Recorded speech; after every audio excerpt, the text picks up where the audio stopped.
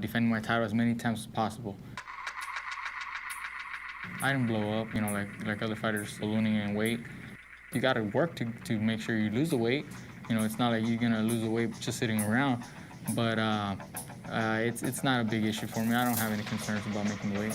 128 pounds, 128, the official weight.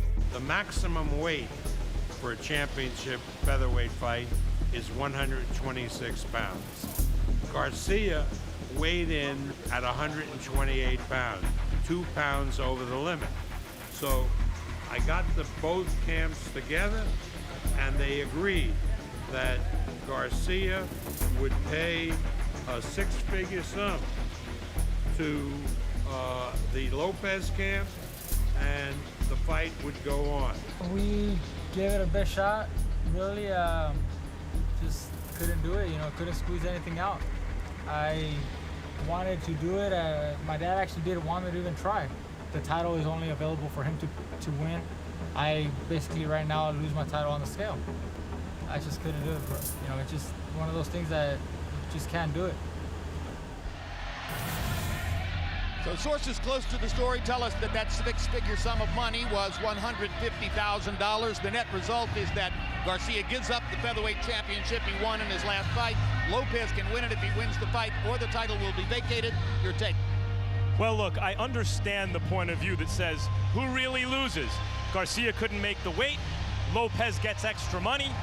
Lopez also here gets a built-in excuse in the event he loses, and the show goes on. I understand that point of view, but I disagree with it. It's not that Mikey Garcia didn't suffer to make the weight and give it an honest effort, as you'll see in moments he did. It's that there's a growing trend in boxing where the A side, so to speak, the privileged fighter, is the guy who can afford to purchase a weight advantage in the event that he can't make weight. We've seen this with Floyd Mayweather, Adrian Bronner, Joan Guzman, now Mikey Garcia, and we've seen it with others. It takes tremendous cooperation to stage a prize fight, a lot of trust and sportsmanship. And if a fighter can no longer compete in that weight class, the fight should not be made in that weight class. I don't like it. A lot of people never saw this coming, didn't anticipate that Garcia would be the kind of guy who would step onto the scale at 128 and then say, nope, I'm not going to try to make it. And you start with the assumption that he didn't suffer, but as Max Kellerman pointed out, he did. Our camera followed him back to his hotel and caught this shot not long after he left the weigh-in of Garcia throwing up into a bucket in his room.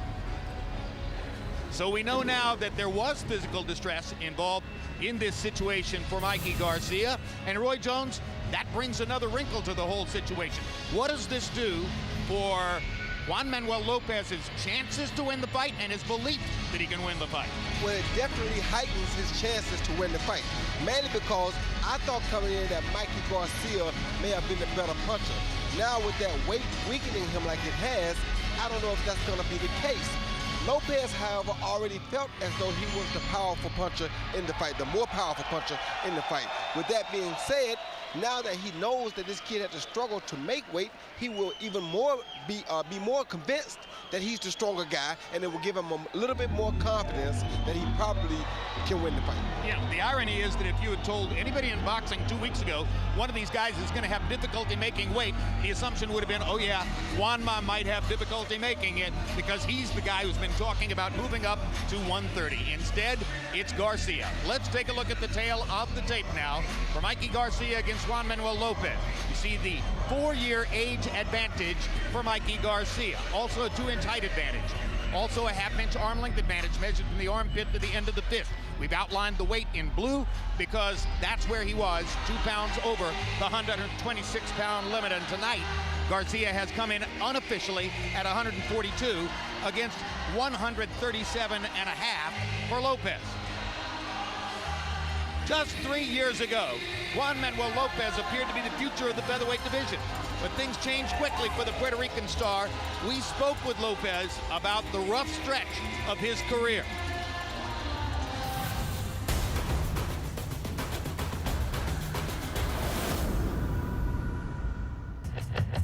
You know, the first fight against Salido was a tough fight. It was a huge fight, you know. And we came in, we weren't overconfident.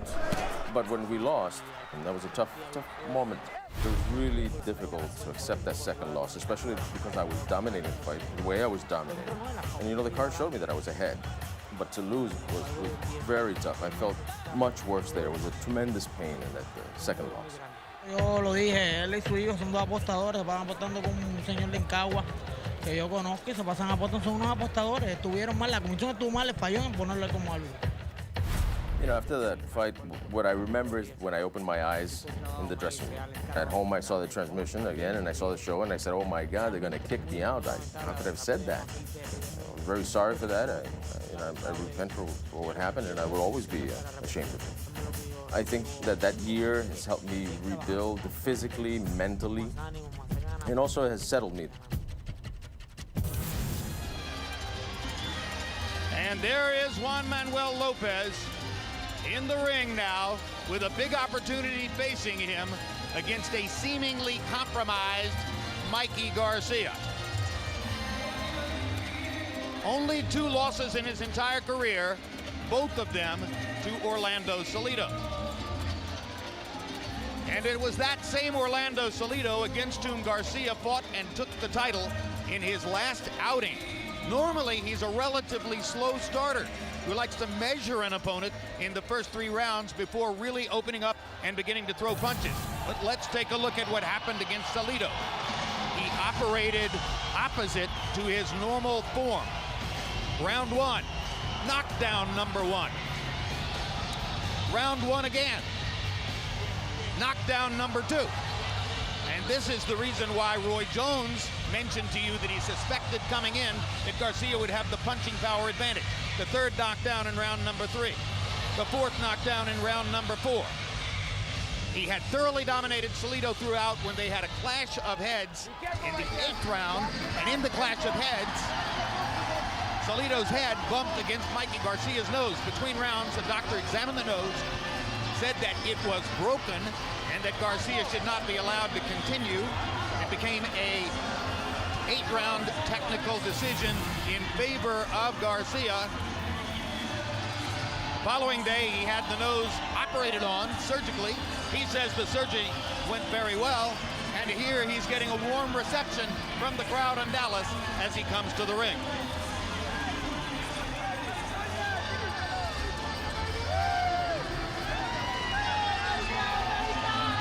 Roy Jones, obviously, the broken nose has been tested in training camp. But is there apprehension for a fighter coming into the ring for the fight for the first time after an injury like that? No, I don't think a fighter has any apprehension with a broken nose, because that's something that most fighters are forced to continue a fight with. So there are a lot of guys who are prone to broken noses, who have fought several rounds with them, and who expect them sometime even coming in. In fact, since he got the nose fixed, it appears that it's a little bit less of a target than it used to be, Jim. Well, certainly I would have asked the doctor for that kind of adjustment. Put it on the back of my head. Mikey Garcia, along with his father, Eduardo Garcia, whom you knew many years ago as the trainer of Fernando Vargas. Father also of Mikey's older brother, Robert Garcia, who was last year's Trainer of the Year. Let's go to Michael Buffer now in the center of the ring for the official introductions. Ladies and gentlemen, from American Airlines Arena, Dallas, Texas, USA, Mr. Bob Arum's Top Rank Boxing and Foreman Boys Promotions in association with PR Best Promotions proudly presents the main event of the evening. 12 rounds of boxing for the vacant WBO Featherweight Championship of the World. Sponsored by Tecate Con Carácter and sanctioned by the Texas Department of Licensing and Regulation, Executive Director William Kuntz, Administrator Dick Cole. At ringside, the 3 judges scoring this bout will be Javier Alvarez, Levi Martinez, and Oren Schellenberger. And inside the ring, in charge of the action at the bell, your referee, Rafael Ramos. And now, the officials are ready the fighters are ready. So for the thousands in attendance and the millions watching around the world, ladies and gentlemen, let's get ready to rumble!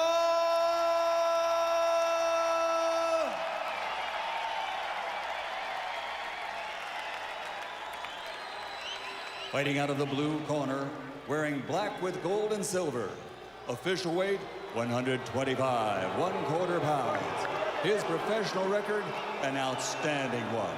33 victories, including 30 knockouts, with only 2 defeats. From Caguas, Puerto Rico, the 2-time champion of the world, Juan Manuel Lopez. And fighting out of the red corner, wearing black with blue, officially weighing 128 pounds. A perfect professional record, 31 fights, 31 victories, including 26 knockouts. From Moreno Valley, California, the fighting pride of Oxnard, former featherweight world champion Miguel Angel Mikey Garcia.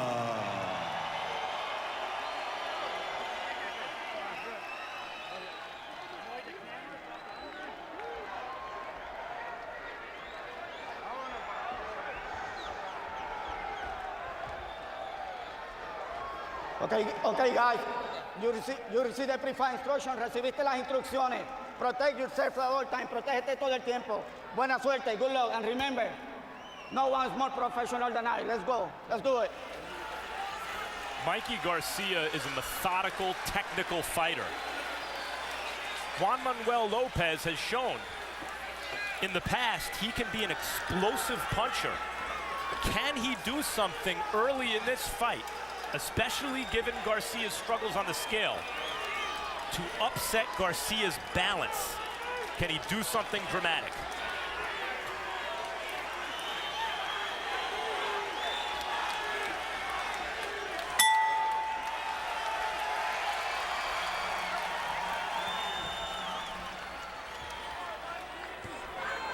Round one between a couple of genuinely explosive fighters.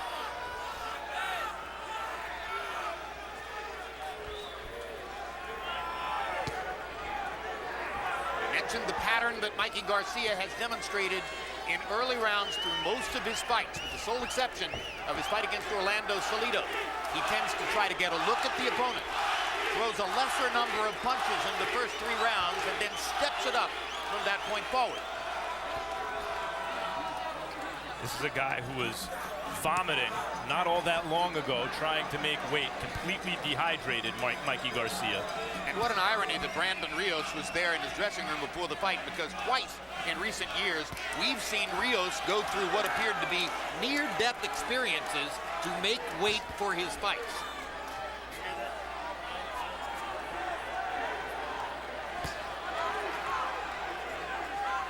In New York against John Murray, in Carson, California, before his first fight with Mike Alvarado, Rios was desperate distress both times, but made the weight.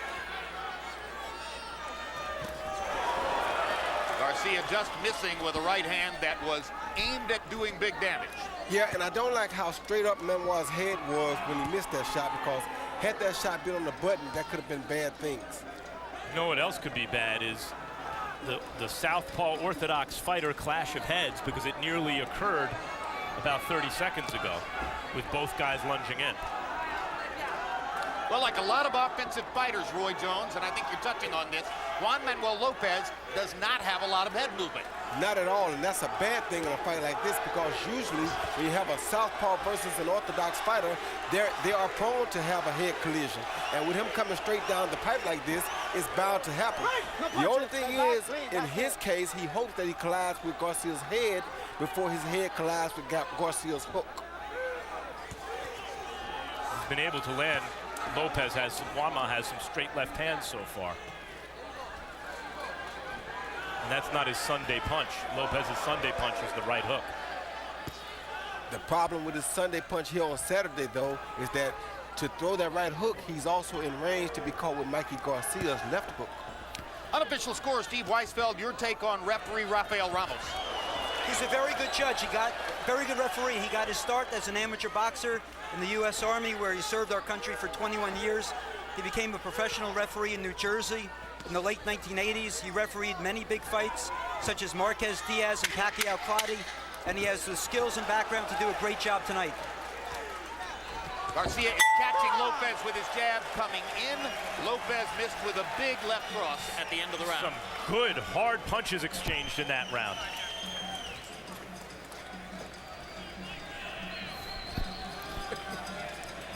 Don't forget that jab. Keep jabbing his face, okay? Don't throw a lazy jab, okay? Jab, keep your left hand up high. Jab, step back, okay? All right? Give me some little feints, little feints. He drops the hands and throw that hook with the right hand. 3-2, all right? Breathe, okay? Keep that jab, step in. Don't step in with it. Keep your hands up and close your guard, all right, baby? Jab. Loosen up a bit, all right? You jab, move your torso, all right? So you're not an easy target, okay? In round one, Juan Manuel Lopez was playing into Mikey Garcia's hands, going straight forward into his jab. Garcia therefore landed 15 out of 36 punches, 42%. 14 of those 15 landed punches for Garcia were jabs. Juanma was only 7 of 43. There's real tension in this fight because they're throwing punches like they mean it, and they're both flashing some skill, and you get the sense that something big could happen at any moment. At any time. Fighting in the middle of the ring.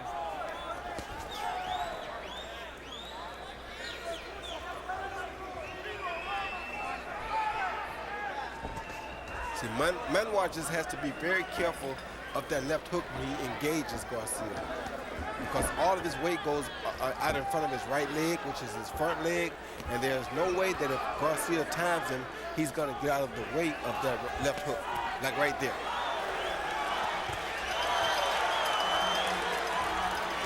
And I don't like that he doesn't react to that straight right hand that Garcia just threw. Good left hook by Garcia, sticks the jab again. Seems to be going another left hook for Garcia. Garcia's way, and yet we've seen with Juanma, for instance, against Ponce de Leon, that he has the kind of punching power that can turn things around quickly. He does, but in this fight, in this particular fight, everything is against that because he's fighting a bigger man, a man that also can match him in punching power, and he keeps giving his lead away by putting his weight above, out in front of his front foot. So having your weight in front of your front foot allows you to get countered. And it does seem he's kind of hanging out there. Too much, way too much. And fighting that way against a fighter who is as relaxed and fluid as Garcia can be suicide. Yeah, because it's just a matter of time before he catches you or times you. Like that right there. 3 left hooks in a row for Mikey Garcia. Not big impact, just enough to score. Juanma lands a jab and touches Mikey with the left hand, but not big. Down he goes on a perfect right crook. And I told you, I didn't like the way he reacts to that right hand. He doesn't get out the way of it, and it's going to catch him sooner or later. Now can Garcia show that kind of technical mastery and finishing prowess in spite of the weight struggles?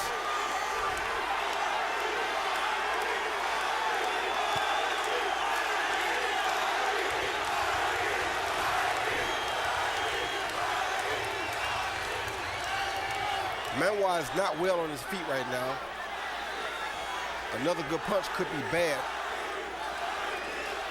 But as usual, Garcia is taking his time, relaxed, not unnecessarily pressing the issue when he knows that the tactical flow of the fight is on his side. Garcia aware enough to extend his right hand to make sure the ref wasn't there as he moved to his right at the end of that round. Okay? Don't get into no exchanges. All right? Round by round, you're gonna do that, all right? Keep doing that. Let him make mistakes, okay? Let him make mistakes and you catch him, just like you did right there, okay? And then don't get overexcited. Keep it cool. Here you see when Garcia throws his punch, nothing ever happens. He never gets out the way. He never reacts to the punch. So anytime Garcia throws the right hand, Manuel is not reacting to that punch at all. Impossible to get out the way. See, straight up in the air, right down the pipe, no left or right movement, not even a hand to block the right hand. And that's the reaction of Garcia's wife, Fatima, seated at ringside. You might think that Mikey Garcia, growing up in a family of fighters, which is now a family of trainers, would have had a burning desire to become a boxer. Not so. He was 13 or 14 years old when his family roped him into entering an amateur competition in which he had no particular interest, and he wound up going to the finals of that tournament and figured out, well, I guess maybe I'm pretty good at this. He's the embodiment of the expression, you don't choose your profession chooses you. He was so good at it that it made sense for him to pursue it. And this despite the fact that he's already passed through the police academy in Ventura County, California. So he already has a step toward a possible alternative career somewhere in the future. Juanma's face starting to show the effects of these Garcia shots.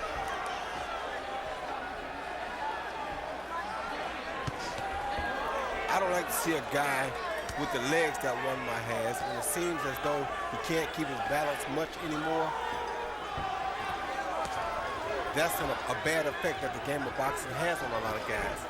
And as you see, when he throws his left hand, he's always off balance, like that right there. Very difficult for him to avoid getting hit after that punch. Juanma will be 30 years old in 2 weeks, Roy Jones. Does he look like an old 30 to you? He is an old 30. He's been through a lot of wars, Jim. Well, not a lot of wars, but a lot of tough fights. He's knocked out a lot of guys because he's such a good puncher, but he's not really looking well as a fighter to me. I think you were right the first time. I would call them wars. The Batagua fight, the Solido fights, those are 3 legitimate wars. And it seems as though they have taken a little bit of a toll on him. Now, that year off helped him a lot, I guarantee you, but as you see, his balance is not good right now. Like that right there.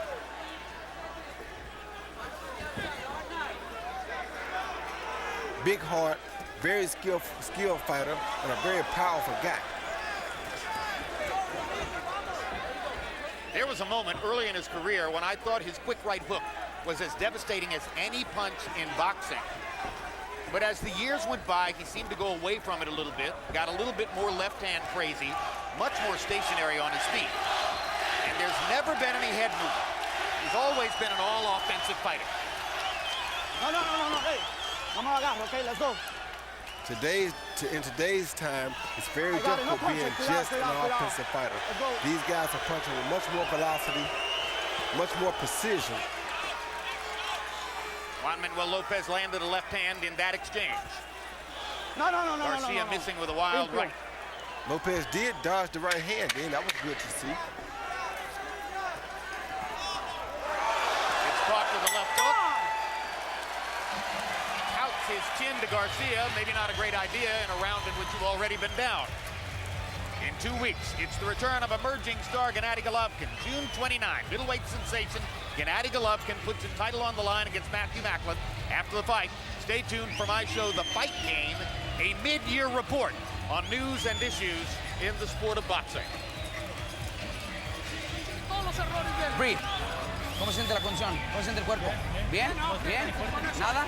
Ok, de todos modos, no por eso hay que caer en errores, ok? Well, come on, you can't fall into those errors there. Él tira esta lento. He throws this one slowly. Be quick. ¿Qué, mijo? He's running too much. Here you see Mikey Garcia at the very end of the round land another counter left hook, and that left hook left Juanma wobbling back to the corner when the bell rang. He had that stiff-legged walk. Yes. CompuBox numbers through 3. Garcia is averaging 13 out of 41 per round. Lopez 6 out of 42. They're throwing 40 punches per round. The division average for 126-pounders is 58 punches per round. The slow pace favors Garcia. It's the way he likes to fight. Steve Weisfeld, how do you have it through 3? Jim, I have it 30-26 with a 10-8 round in round 2 because of the knockdown. In addition to all of his other problems, I think Lopez is fighting at exactly the wrong distance. He's getting outboxed and outpunched, so I have Garcia up by 4 points. I agree with Steve's assessment. Garcia takes these little half-step backs, throws the jab, half-step back, and Juan Ma walks right into his shots. 2 more solid punches for Garcia, a left and a right. Lopez not looking any better as the 4th round progresses. No, he has a big heart, Jim, but that heart is going to hurt him a little bit tonight because he's in front of a big puncher. Well, it's his only chance right now, it seems, is hang in there and try to land a big shot. Yeah, but when you throw a big shot, you're also open to be caught with a big shot. What about closing the distance and trying to force the pace? Trying to make it more of his kind of fight. It's hard for him, Jim, because his balance is so bad. Mike is just taking a little step back like that, and then Mike can throw a perfect shot. Perfect left hook. Second time Lopez has been down. 3rd time he's been rocked, and referee Rafael Ramos has seated up. Good stoppage. He was unsteady on his feet. Fell into the ropes. Great stoppage. A clinic. So clearly Garcia made the right competitive decision in deciding not to pursue the weight issue any further. You have to have real skills if you want to compete with Mikey Garcia. You can't just wing it. If you have serious flaws in your game, as Juan Ma does, Garcia will ruthlessly exploit them. Absolutely right. Great counterpuncher. And Roy Jones, he made an excellent point. No all-offensive fighter is going to get it done against somebody like that. You got to be well-balanced. You got to be well-balanced. Nowadays, with fighting, the pound-for-pound guys are guys that can do it all. The guys that are right under that are guys that can do it all. They just don't do it all as well as the top pound-for-pound guys.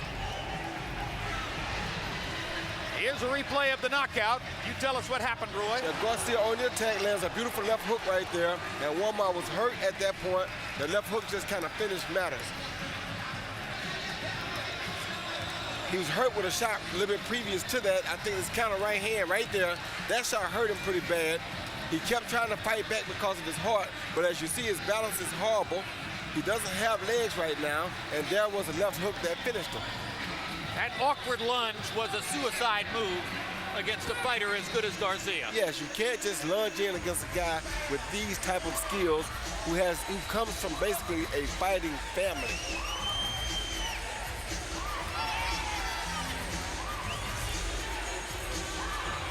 Not just a fighting family, a family where they study fighting. A family that basically treats it as an academic pursuit. This is a guy who has been to graduate school, and Juan Manuel Lopez has not. No.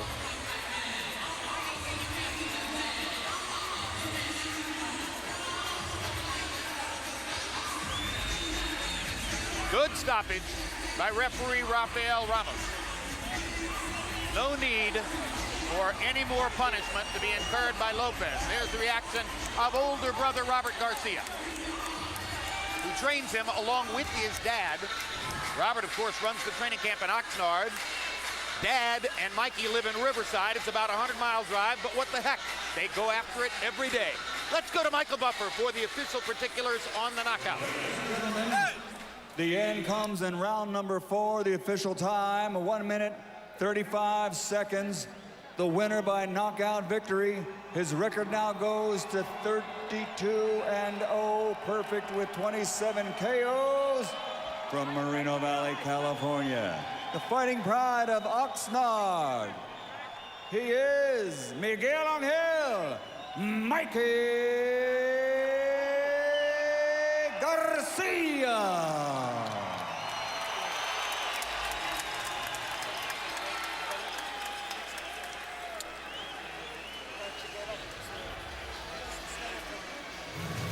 Going to take a look at punch zone numbers showing you where the punches landed. And you can see that Mikey Garcia only faced 23 landed punches in the fight. But look at that. Garcia didn't bother to land a single body shot in the fight. 53 punches landed upstairs. Why? Because Lopez was such an open, willing target. that Garcia didn't even need to land to the body to set anything up. Is that a fair interpretation, Roy? Yes, a fair interpretation because also everything he did was over his front foot. Max Kellerman stands by with the winner. Congratulations, Mikey, on doing what you always do, which is beat up the guy in front of you. First, how does it feel to have lost your title on the scales? It's not what I wanted, not what I expected, and definitely does suck. I got emotional when I knew I couldn't make the weight. On the way to the scale, I knew I was already over.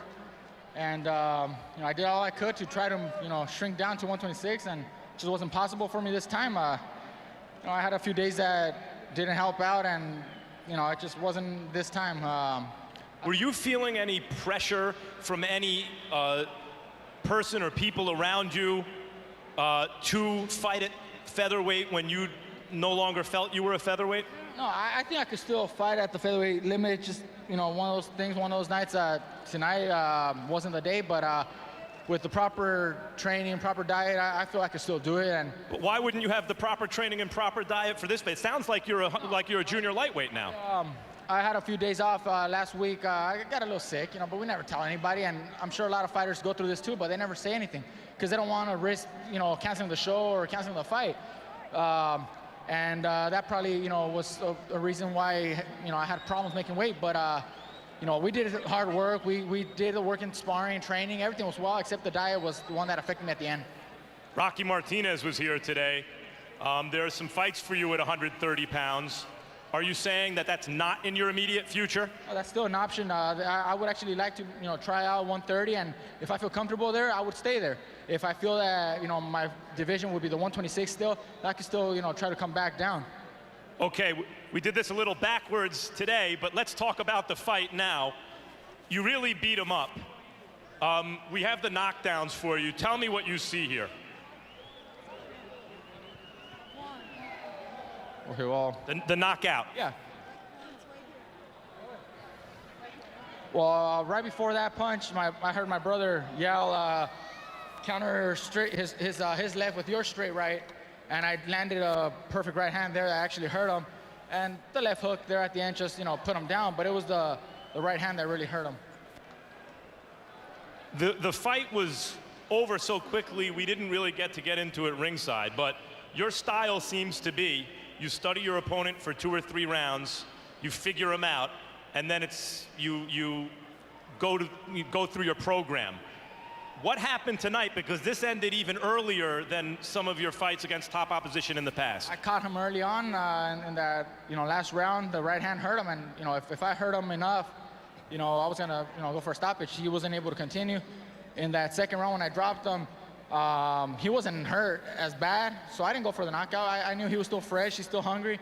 He was actually coming in strong still, so I didn't want to risk, getting knocked out myself. So I waited a few more rounds, and in that last round, I hurt him, and that was it.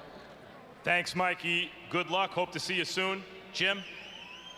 All right, thank you very much, Max. So it was a night on which both of the favorites did their business and did it effectively in knockout style. First, Terrence Crawford, perhaps on his way to becoming the best 135-pound fighter in the world, beat Alejandro Sanabria with a perfect knockout shot. One left hook brought an end to that fight, and then you saw Mikey Garcia do what he did against Juan Manuel Lopez. Another brilliant and impressive performance by Garcia, and it remains to be seen now whether he's a 126-pound fighter or a 130-pound fighter. Either way, he'll be the class of the division. Earlier this evening, a Mexican prospect named Oscar Valdez on the showcase level here for his promoter Top Rank, and in the second round against a hopelessly outmatched opponent named Gil Garcia. And I guarantee you, Valdez gets tougher work than that in the gym. He knocked Garcia down, and then referee Lawrence Cole allowed the fight to continue unaccountably, and Valdez wailed away until Cole ultimately stepped in and called an end to the fight. So yet another knockout on a night of knockouts here in Dallas. Now, before we say goodbye, here's a preview of tomorrow's premiere of True Blood. The world is changing, and we have to change with it. The humans are fighting back. Y'all come in here and you say you love me and you want me. I'm not yours or anybody's. How are you doing this? I play by a different set of rules now. Come in here to answer for your crime. Prepare to meet your maker, Warlow. It is us against them. What is it going to take for you to understand? I want this town lit up like a Christmas tree. What if we don't deserve to survive? We have nothing to negotiate with. We have nothing to fight it with. What is it about me that you want? June 25, Real Sports returns with a look at Jay Williams, a former #1 pick in the NBA draft who suffered a career-ending motorcycle accident but has now made a new rewarding life for himself. June 29, it's a Boxing After Dark tripleheader headlined by middleweight champ Gennady Golovkin, who's facing Matthew Macklin. Immediately following that fight, stay tuned for The Fight Game, where we'll have a mid-year report on all the sport's most important news and issues. And July 27th, HBO 2 brings you another special show from Macau, China. Two-time gold medalist Zhao Ximing takes on Jesus Ortega. And that brings us to the end of our program, so long from Dallas. For everyone at HBO Sports, I'm Jim Lampley.